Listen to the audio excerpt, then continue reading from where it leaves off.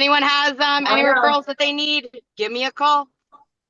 She's going to become Big Rock Phoenix. She just doesn't know it yet. I need investment properties, Caitlin. Investment. Any referrals that they need, give me a call. I love the echo. I love the echo. All right, guys, we've wasted 7 minutes of your morning for the shenanigans. I want to hear your wins. You know what my win is? Catch this. Catch this. I have 2 kids in high school, 4 teenagers, and a 3rd grader. I hate it. I hate all of it. That's not true. You're right, it's not. That was the win? Yeah. Your multiple children? The win is I got them to this point in life. Dan, trust me, enjoy it while you have it. Yeah, like how Bella moved out when she was 18-ish or so, right? Stop it. We moved the 14th. I'm going to cry. Let's not talk about it. Right. I have a very firm and solid belief that my kids are not moving out when they're 18. I would like that. Mom wouldn't. Jess is like, no, you guys can stay as long as you want. And I think they're going to take that shit to heart. This one says they want to go to college near home. Oh, it's smart. Stay home, girl. Stay home. No, go see the world. After live off your dad as long as you can. I love it. All right, other wins, celebrations. Come on now. Come on now. Oh, go ahead. Caitlin's got something. Sheldon, start with an we can't have that. Caitlin's going first. All right, you can go. I had a Binzer that I was working on with my seller, and I was really nervous about it because he was like, this is a lot of stuff they're asking for. I was able to get quotes on everything, brought his total from 6,800 down to 4,600, and he's going to get everything done on their list. Not a girl. Way to go fighting for your seller. Proud of you. And your new build closed yesterday, right? Or is that today? Yesterday, yeah. Congrats. Thank you. All right. Okay. My small win is I feel like I'm one step closer to working with sellers after you sent me that pamphlet. It's super. It made a lot of sense and it's detailed. So I'm just gonna keep reading that like every day. It's not exact. Like it's not gonna be every situation, but it gives you an understanding. Like here's the map. Sometimes trees fall. We don't know where they're gonna fall on the map. I am gonna start shadowing some of my agents too with listings, so that's gonna be fun whenever they call me up and let me know that they have one to go to. Love that. I had a buyer cancel on my listing yesterday because of the noise from the soccer field across the street. But instead of like dwelling on it, I sprung into action. I called all the agents that had previously wanted to show it. I got there's about 12 agents that wanted to see it when I did the price drop. So I called them all, and 3 agents are going to see it today. Very good. So from what was a loss to what could potentially be a win. I love that. Guys, proactive better than reactive. I was like, the soccer field for real? Okay. I'd call every Hispanic client I knew. You guys know you could be this close to a soccer field? I should go film a video there today, actually. I'm going to go do that. Thanks, Dan. Because you can do it in Spanish. Culturally appropriate in the area. Yes, Caitlin. I have an agent friend of mine that texted me last week and said, hey, I have a really great deal. Here's the address. Sent me some information. She's like, do you have a buyer? Which it made me start thinking. And I think that if it goes back on the market, you sent it to the people that wanted to see it, but you could also just send it to any of your agent friends in the area. See if they have any buyers. I also sent it to a friend who I know, who told me when we went under contract, she's like, why didn't you tell me that you were selling Omar's house in Otay? Well, I called her and I said, hey, we're back on market and we're going to go see it today. So who here utilizes reverse prospecting through the MLS? Anthony, Dan, Jason? No, what does that mean? So there's a resource within your MLS that you can send an email directly. And I think even if you guys use Flex MLS in California, it's the same thing. It's similar, yeah. Yeah, where it'll actually go and email agents that have searches for clients that are similar to the house that you're showing, but it may not be in their search area. or it might be just the Oh. price or just under the square footage, just something that's similar, and then boom. So I run it every week. I actually text or call because, as you know, as an agent, do you really look at those emails that you don't need to? Nope. I gotta tell you, that's true, Anthony. Like, and I didn't really think about it that way until yesterday. I think I had someone from, it was an entirely different brokerage. I think it was Marcy Williams' team. And she was like, hey, I just wanted to, it looks like you might have some clients that would be a good match for this property. And I was like, well, tell me about it. And yeah, you're right. Like, I might click on most of them. Like, when I get them, I'll look at it. But what it does is it personalizes it, and it'll say, hey, your client, Kelly York, has this, is looking for a house like this. Does it give you the name of the client? Yeah, When it does to me. On the reception side. On the receiving side. Yeah, yeah. Like, when I receive it from another client, it Oh. goes, hey, Christina, your client so-and-so might have an interest in this house that looks like it matches what they're looking for. Oh, cool. So Yeah. yeah, so then I'll start emailing as well, but I'll still continue the text or calls. Yeah. I do the calls if I have the time, but I do a text on those regularly. I mean, Try to get- email's like the low-hanging fruit. It's so fast. You literally run it just once a week on each of your listings, send it out there. I mean, it could lead to nothing, but it could be that one that somebody goes, oh, shit, I hadn't seen this one. Yeah. One And day, do you opt to mass text everybody, or are you like physically entering everybody's number and manually texting everybody? I am now manually doing it because I don't, you probably weren't around, but about a year or two ago, I got hit for spam because I texted so many people because I do so many client events, so many food truck Fridays, so many different things. So I was always mass texting. So I got flagged for spam. So for me not to get flagged for spam, I manually do it probably 2 or 3 or 4. Usually I do it in a class or when I'm on the shedder or stuff like that. That way I'm not killing too much time. I love it. Gosh. Time leverage, my friends. Atomic Habits, great book. Learn to stack the things you're already doing with things that you want to be doing. If you want to text more people, you're on the toilet about 8 minutes a day. So there you go. It's 3 more people. No. For those of us straight women on this call who have dated men, y'all are not on the toilet 8 minutes a day. Come on, who are you kidding? Damn, 25 minutes in there. We're knocking on the door. Did you drown? What's going on? This call is half women. Yeah. And That's you why guys you can't fool us. You guys are on the toilet like 33 seconds. I was just creating an average across There you go. See, that makes more sense because we're efficient, Dan. Okay, we don't, it's I like got time to waste here. Man, That's this right. call totally went to shit, didn't it? Yeah. literally. But here's the thing, right? Here, Anthony's absolutely right. You can get flagged as spam if you're doing mass emails. But what works better? If you get a message is a mass text or one that says, hey, Dan, I saw you had a client that might be interested in this house. Seller is giving concessions. Boom, right? You got to get the seller that says, you know what, Dan, we're thinking about, reducing the sales price. Boom. You do the reverse prospecting, send the emails out, customize them, then go back and text them. Well, Dan, I don't have the agent's phone number. It's the It's reverse the MLS. prospects in there. It's in the MLS. It's right there. Copy, paste. If you got a MacBook, raise your hand if you're using a MacBook. Right? Look around. Everyone else, look around. If you're not using a MacBook, look at all the people that are right. Okay. I love my PC. Anthony, love it. You can actually click and text right from your computer. I know some of you on the HPs, the Dells, or the other PC products might be able to one day or somehow, but I'm sure Jesse, the tech guy, is going to, somehow just materialize in front of me and tell me, well, you could do that on Samsung. Get out of here. No, Apple had it first, and it's way easier. But texting. Google messaging for the web, everybody that doesn't have Apple. Oh, Google messaging, so I know it's a scam? All right, cool. Okay, yeah, right. Yeah, get out of here with your green check boxes, all right? Mhm. Yeah, we out. We out with this. Circle Mafia. Now, I'm kidding. I don't care what you use, but you can use Google Text. You can do Google Voice and text from that. You can text from your computers.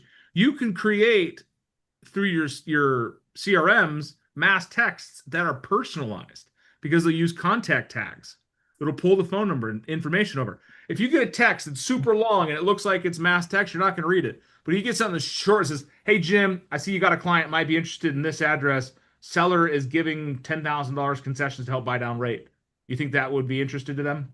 Question mark. There's an app called Hit 'em Up that you can also, it'll customize and you can do mass text, but it comes out as one at a time. Hit them up. Yeah. Does it text from your personal number? Yes.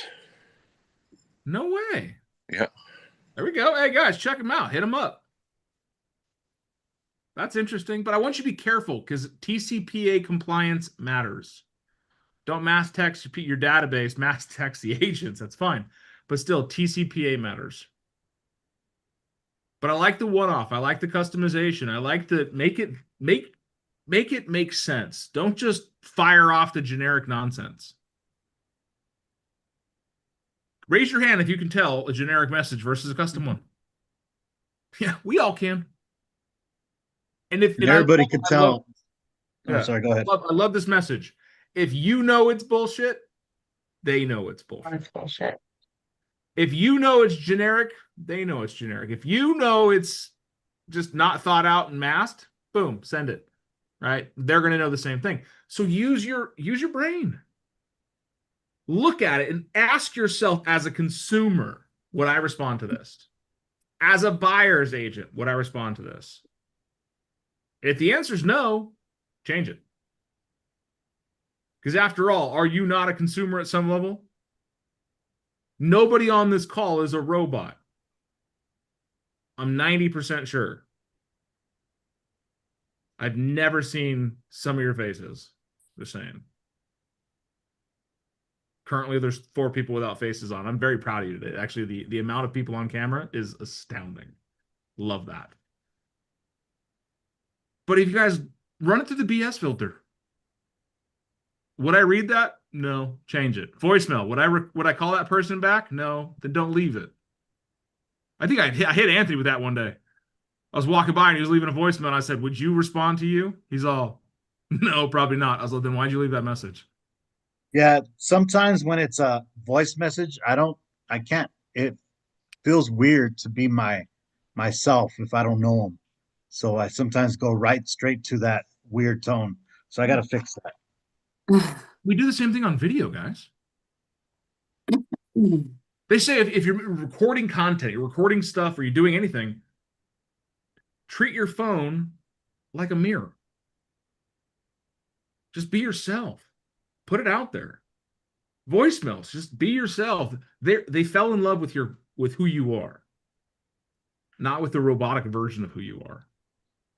Well, hello, thank you for calling. This is Dan. No, guys, like my voicemails are like, "Hey, sorry I missed you, man. Give me a ring. Hey, Fabby, it's Big D over KW. You sent me an email. I don't understand it. Give me a call back. Hey, Josh, it's Dan over Keller Williams. Got an email that I'm pretty sure you're the only person that can help me understand. Give me a ring when you get a sec." Personable. How many of us get the phone call? "Hello, Miss, is Mr. Aaron Jacobs there?" Me. I get that call. Guys. Aaron. Abron? No, Aaron. Aaron Jacobs? How they say it. Yeah. It's exactly how they say it. But that's the thing, is because we're so conditioned to not respond to generic, and we know they're reading from a plan. Mikey and I yesterday, he's not on the call to confirm this, but Mikey and I were on a sales pitch yesterday for a website that we're creating. And the guy was on there, and I told him straight up, "Guy, we're both salespeople. We both hate salespeople. Get off the script. Just show me the nuts and bolts." And it threw him off. He was all, "What do I do?" Jesus. And then I'm like, "Dude, you're nervous. Just chill. It's fine.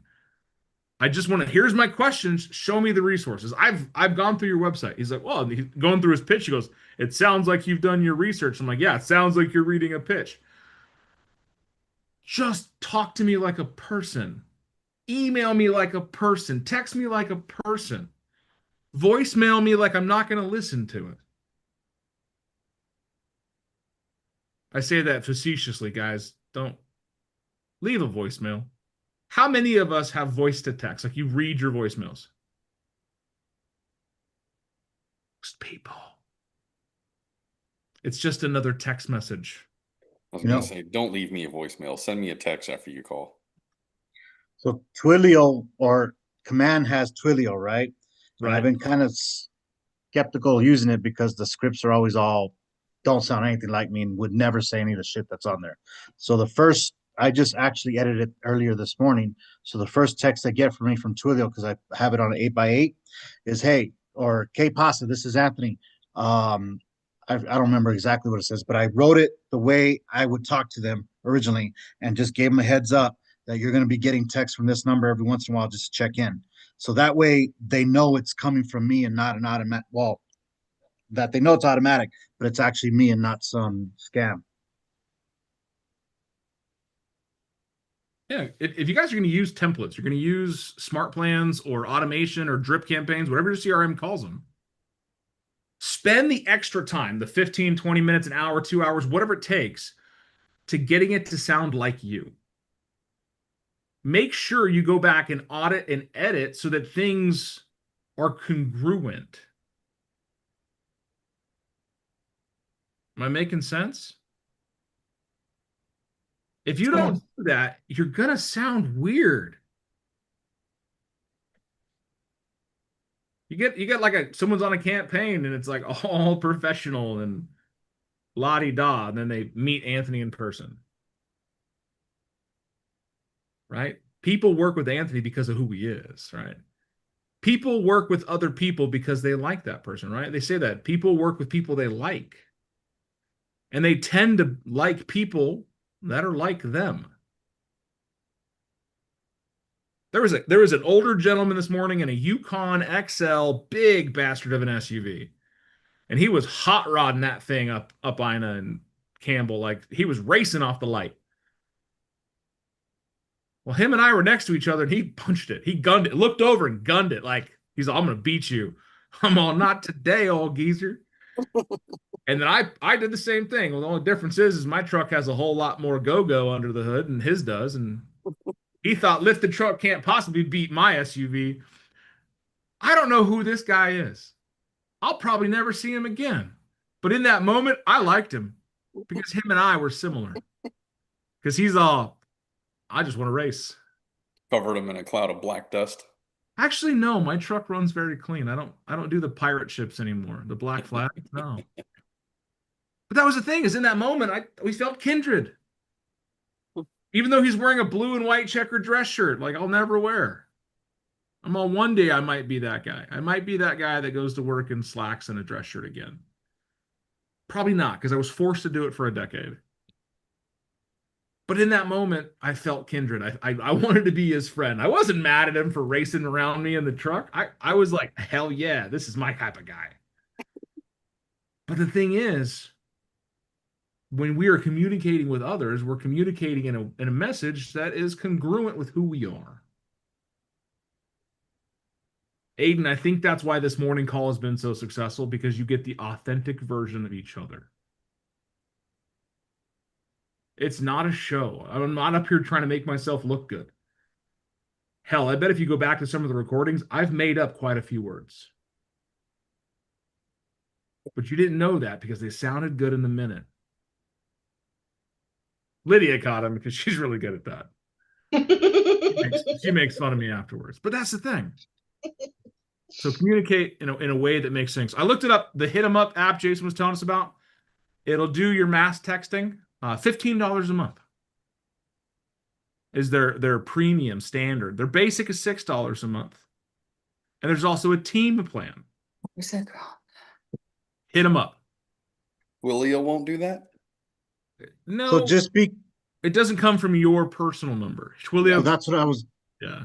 So I was just going to say, be careful with that, because I was using another one and it uses your own number. So it still gets your numbers, the number that the numbers are getting sent from. So it could still get sent as flagged, but 90% of the time, you're probably not going to send as many text messages as I did, but just still be careful. I feel like that's a challenge, Anthony. On that same note, if somebody unsubscribes, use that as an opportunity to reach out. Yeah. Most people just write them off. Oh, they don't like me anymore. Yeah. Push back. Push back. Don't give up. Guys, I wanted to talk about objections today. I didn't want to talk about communication points, but I guess the starting point of objection handling is being able to communicate. Helps. It helps. Aaron, yesterday you and I sat down and we went over your seller's guide, your seller's presentation, right? And you started off super robotic, super rigid. How natural did it feel after I said, stop, you've already failed. Just be yourself. If you hear squeaking, it's my Frenchie. Yeah, it was totally way different. Because when we're congruent in our message, we're congruent in our delivery, people get to see who we are. Yeah. It comes off easier, more relatable. If you're the type of person that starts a sentence with Sheldon, it's okay. You can work on that. I never use the word My vocabulary is actually pretty pristine. I've got twice on this call you started with If only it was recorded. Because I was looking at my phone. I people texted me. You were distracted just like Josh was playing video games earlier. It's all good. He's all, what? I'm not playing video games. He was definitely staring at something over his phone very intently. I want to know what it is, but I think it's just funny to me because it was like I caught him just staring. I used to do that, guys. When Zoom first came out, I'm not gonna lie to you, I would sit on, because my leaders at the time loved meetings. They had meetings for the sake of having meetings, and I hated that. I would seriously sit. You guys can't see my hands at all, can you? There is no motion, no movement. Can you even see where my eyes are at? No. I found the exact perfect spot to look at my camera just above my computer screen, looking at the TV behind me and play video games. Guys, one of the worst things in the world was Zoom. One of the best things in the world was Zoom. We can tell. We can tell if you're paying attention or not. I can tell where you're looking on the screen or if you're not looking at the screen. It's okay. I don't care. It's a morning call. Most of us aren't mentally, there until it's great practice for my ADD is she's playing Minecraft at the same time. I love that. But that's the thing, guys. Remember the reason the success we have together is because we're together. And when you're communicating with others, send it in a way that's going to be receptive, but also congruent to who you are. If your communication style is crass and abrasive and full of vulgarity, you may need to adjust some of your vernacular. Like Sheldon, have a very robust vocabulary. Yes, guys, proper Use English. words like vernacular. Half of you are going to have to write that down and look it up. It's okay. I had to as well. But I'm proud of you. Keep it up. Try the reverse prospecting. You got listings out there. Hey, go pitch it to other agents, right? It doesn't have to be the buyers. Go create cheerleaders. If you got a seller that's willing to give some stuff up, right? Concessions, home warranty, sell it, right, Christina? Yeah, and if you're in Tucson, and you probably have this everywhere, every Friday they do Tucson home tours down at TAR, and you can submit to be an official house on the tour that's featured in whatever region that they're doing that Friday. But even if you're not, they do a lightning round at the end of all the presentations, and you get a minute to stand up and pitch your house and give a handout to everybody, all the agents that are there. So that's pretty wicked cool, my friends. Don't just think because it's on the MLS that the agent saw it, because sometimes it's been overlooked, especially if you got a value like, hey, $10,000 in credit makes a big difference on someone's payment, doesn't it? Mm-hmm. All right. Any other thoughts, questions, comments, concerns before I kick you guys out of here? Was today worth your time? All right. If you could think of one person to invite to this call, who would it be? Dan. Go talk to those people. Bring them. I'll see you tomorrow morning.